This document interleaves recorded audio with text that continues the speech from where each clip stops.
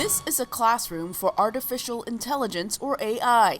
Its teacher, Rishi Rawat, is feeding the computer more samples of cancer cells. They're like a computer brain, and you can put the data into them, and they will learn the patterns and the pattern recognition that's important for making decisions. Decisions by doctors to determine the best treatment for their patients. Machines are not going to take over the place of doctors.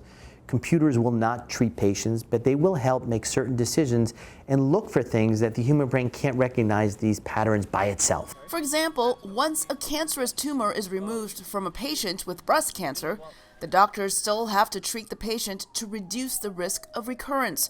The type of treatment depends on the type of cancer and whether the tumor is driven by estrogen. And so what the pathologist has to do is to count what percentage of the cells here are brown versus what percentage are not. This process could take days or even longer. In developing nations, they don't necessarily have access to do this at all. And so there's a great need there to be able to diagnose these cancers correctly. The computer can do something better than just count cells.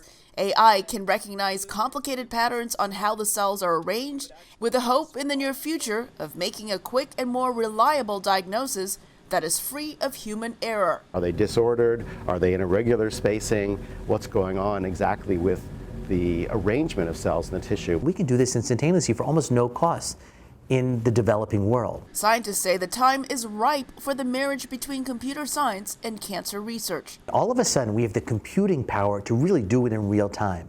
We have the ability of scanning a slide to high enough resolution so that a computer can see every little feature of the cancer. So it's a convergence of technology. We couldn't have done this, we didn't have the computing power to do this several years ago, but now it's all changed.